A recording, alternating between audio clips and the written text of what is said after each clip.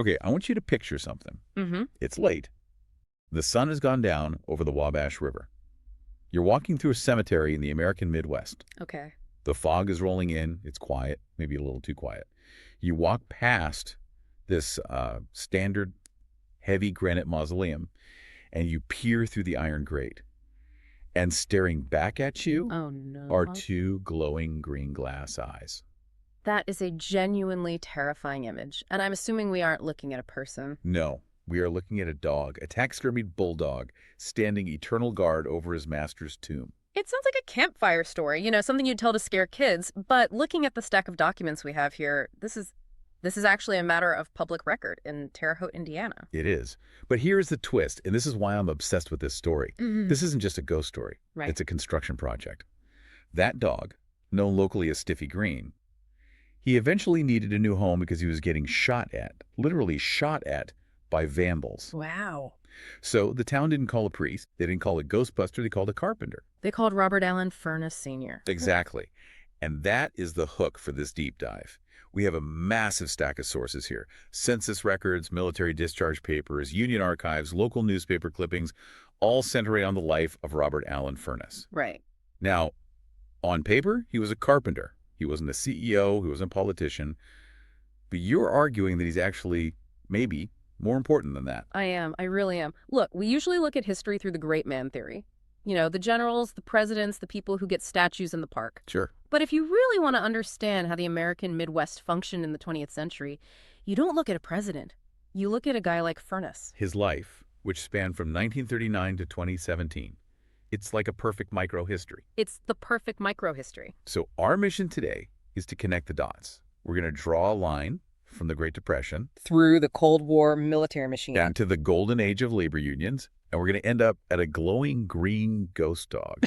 Right. We're exploring the archetype of the Midwestern artisan, the person who physically built the infrastructure of the community, but, rarely gets the credit. So let's start with the where. We were in Terre Haute, Indiana. Yeah. And honestly, for people who haven't been there, it might just seem like another stop on the highway. Oh, that would be a mistake. A big one. Hmm. To understand Robert Furnas, you have to understand the dirt he was walking on. In the early 20th century, Terre Haute wasn't just a flyover town. Yeah. It had a very specific, very heavy nickname, the Pittsburgh of the West. That is a bold title. Pittsburgh was the steel capital of the world. And Terre Haute earned the comparison. I mean, the sources highlight massive rail infrastructure, glass factories, iron foundries. It was an industrial powerhouse. Okay. But Robert represents a shift. He was born in 1939. Right at the tail end of the Great Depression. Exactly. And look at his father, Argo Furnas. The records show Argo was born in 1901 in Sullivan, Indiana. Now, for the listener who doesn't know who's your geography, Sullivan is coal country. It's agrarian, rough, and extraction-based economy. So Argo is digging coal, essentially. Or farming rocky soil. Likely living that hardscrabble life, yeah. Yeah. But by 1939, Argo moves the family to Terre Haute. And this is a key insight.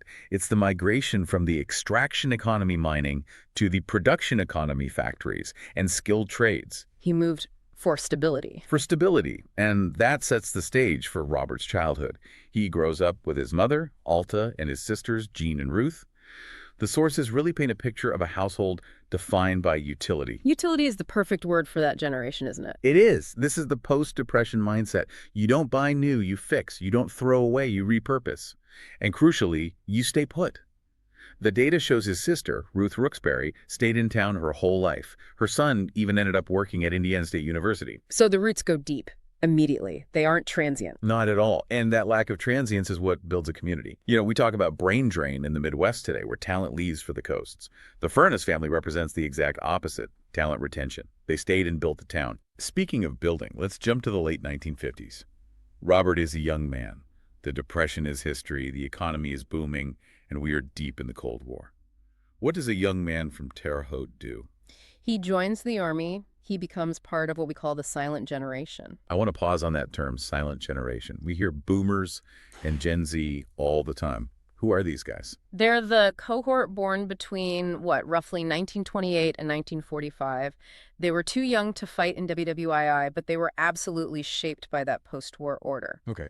They're characterized by discipline, working within the system, and not making a fuss. And the Army was the perfect incubator for that mindset. You've noted here that for men like Robert, the military wasn't just about defense, it was a vocational school. It was effectively the largest vocational training program in history. Yeah. Think about it. The Army doesn't just teach you to shoot a rifle. It teaches logistics. It teaches hierarchy. And crucially, for a future carpenter, it teaches specs. Specifications. Right. If you are building a barracks or a bridge in the Army, you follow the blueprints to the millimeter. There's no creative interpretation. If you deviate, the structure fails Or you get court-martialed. or you get court-martialed. So he learns that rigorous attention to detail. He's not just winging it or eyeballing it. And he brings that military precision back to civilian life in the early 1960s. He doesn't just become a handyman, he becomes a professional. Exactly. And this leads to the single most important affiliation in his professional life, the Union. The United Brotherhood of Carpenters and Joiners of America, local, #133. A massive institution at the time, a real powerhouse. I think it's hard for modern listeners, especially in the gig economy where everyone is a freelancer, to really understand what a union card meant in 1965. It wasn't just a job, right? No, it was a golden ticket. It was the primary mechanism for upward mobility. In the sources, we see that membership in local #133 meant health benefits, a pension, guaranteed wages. It effectively created the middle class in places like Terre Haute. But reading through these notes, it seems like more than just economics. There's a social element. It was a fraternity. The sources mention that union members attended each other's funerals as a block. They called each other brother. This is what sociologists call high social capital. They had a network of trust. They were the skilled labor elite of the city. There's a specific example in the notes that I think illustrates this perfectly. The weatherization program in 1979 and 1980. This is such a great detail because it shows the union in action beyond just wages. Context is important here. 1979 is the second oil crisis. Right. Energy prices are skyrocketing. People in poorly built houses are either freezing or going bankrupt, paying for heat. So the union steps in. The union partnered with the government.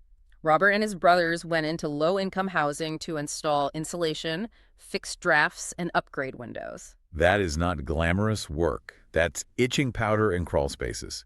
It's miserable work. But it shows that the union saw itself as a civic entity. They weren't just negotiating for higher pay, they were literally sealing the cracks in the community's housing stock. So Robert Furnas wasn't just building hospitals and schools? No, though he did that too. He was maintaining the livability of his city during a crisis. Okay, so we've established him as this disciplined, serious, community-minded craftsman. He builds the structural backbone of the city. Correct. Which makes the next part of the story so incredibly weird. Yes, it does. We have to go back to the dog. The Stiffy Green saga. For the listener, we need to fully unpack this Stiffy Green legend because it is wild. The source material says this started with a man named John G. Heinel. Right, a prominent local figure who died around 1920 or 1921. The legend, and we should emphasize this is folklore, though the dog is real, Right. is that his bulldog was so loyal that after Heinel was interred in his mausoleum at Highland Lawn Cemetery, the dog refused to leave. It snarled at anyone who tried to move it. A classic loyal dog trope. Very Hachiko. Exactly. And eventually the dog dies. Now, a normal reaction might be to bury the dog, but the Hein family, or maybe the caretakers, they chose a different path. Of course they did. They had the dog taxidermied. Naturally. Because why wouldn't you? And they placed the stuffed dog inside the mausoleum with the master. And to make it pop, they replaced the eyes with glowing green glass. And that's why the kids called him Stiffy Green. A very respectful nickname, clearly. But for decades, this was the thing to do in Terre Haute. You drive your date to the cemetery, you shine your headlights into the mausoleum, and you try to spot the green eyes. But then the 1980s happened. Specifically 1985.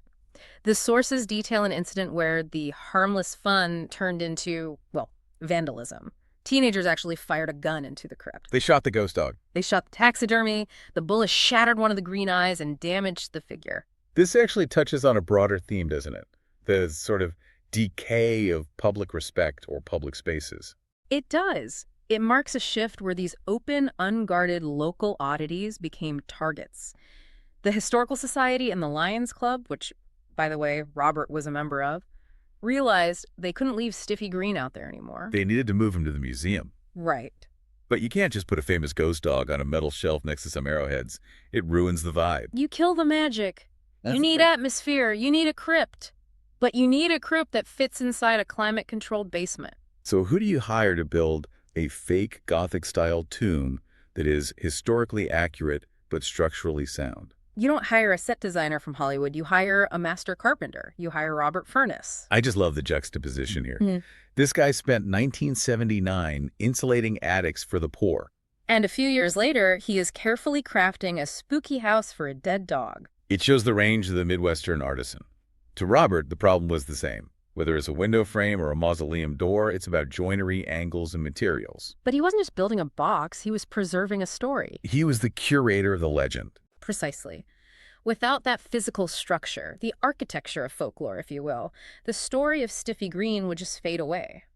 By building that replica, he ensured the legend survived for another generation. He understood the dog needed the proper atmosphere to still be a legend. And he did this through the Lions Club. Yes. He was a member. Their motto is, "We serve." It's another layer of that social infrastructure. He used his professional skill to serve a cultural need. So we've seen him build the public works and the cultural works.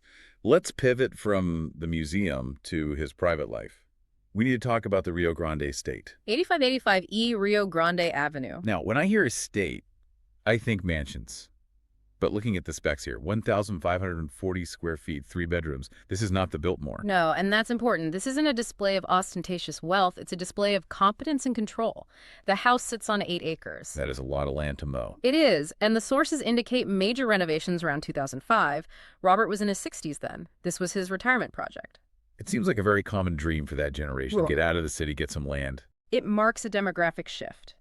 In the 40s and 50s, everyone moved to the city for the factories, like his father Argo did. Right.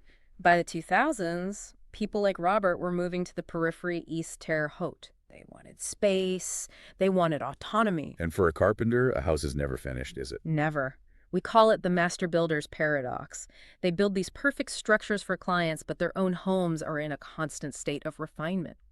Managing the drainage, the grading of those 8 acres. That was his hobby. He was applying industrial-grade skills to his own sanctuary. It sounds peaceful. It was, and it was a gathering place. We need to look at the family tree, because the data here is just staggering. He married Mary Lou Church in 1966. A 50-year partnership. Again, stability is the recurring theme. But look at the lineage. 2 children, Robert II and Christina. Then 6 grandchildren. Then 4 great-grandchildren. That is a geometric progression. It is, and think back to Argo, the father, in the coal mines of Sullivan. He is fighting for survival. Robert secured the middle class through the Union. Now, those grandkids and great-grandkids are starting from a platform of stability that Robert built. That is the definition of the American dream. It's not about becoming a billionaire overnight. It's about generational compounding. Exactly. And that stability wasn't just financial, it was spiritual. The sources mention his deep involvement with Mount Etna Baptist Church. Which was right near his home on Jones Road. And in these semi-rural communities, the church isn't just a place for prayer, it's the social hub. It's where you get married, baptized, and buried. It's where the community organizes itself. It seems like Robert was a guy who just showed up. He showed up for the Army, the Union, the Lions Club, the church. That is the key takeaway. Democracy and community don't run on autopilot, they run on people who show up. Robert Furnas was what we call social infrastructure. He was a load-bearing pillar of Terre Haute. Which brings us to the end of the timeline. Robert passed away on April 9, 2017. He did. And there is a detail in the final arrangements that I found really poignant, especially compared to the Stiffy Green project. The cremation. Yes, he spent his life studying and building permanent structures. He built a replica of a heavy stone mausoleum designed to last forever. But for himself, he chose cremation. It's modest. It's efficient, it's modern, and the family planted a memorial tree for him. That feels right. For a man who spent 60 years shaping wood, framing houses, building furniture, returning to the earth as a tree seems poetic. It completes the cycle. The carpenter becomes the timber. So let's zoom out. We have gone through the geography, the military service, the folklore, the family. When we look at the life of Robert Allen Furnas Sr., what is the big insight for the listener? Why should they care about a carpenter from Indiana? I think the insight is that history isn't just what happens in the White House or on a battlefield. Robert's life is a perfect micro-history of the 20th century Midwest. Walk me through that. You see the recovery from the Depression, you see the Cold War turning boys into disciplined professionals, you see the Union creating a robust middle class, and then you see the transition from industrial city centers to quiet rural estates. He lived through every major shift of the century. And the dog. Where does the dog fit in that grand history? The dog represents the human need for stories. Robert understood that we need shelter, so he built houses, but we also need meaning, so he built the tomb. He provided both the physical and the cultural framework for his town. It really makes you look at the built world differently. It should. Every time you walk past a school, a well-framed house, or even a weird exhibit in a local museum, you have to realize that didn't just appear. A specific person with specific skills and a specific history stood there and built it. The physical world is a biography of the people who built it. That's it. We are living in Robert Furnas's biography. That is a powerful place to leave it. Whether you are guarding a ghost dog or just trying to fix a leaky window, keep building. Thanks for listening to this deep dive. Goodbye.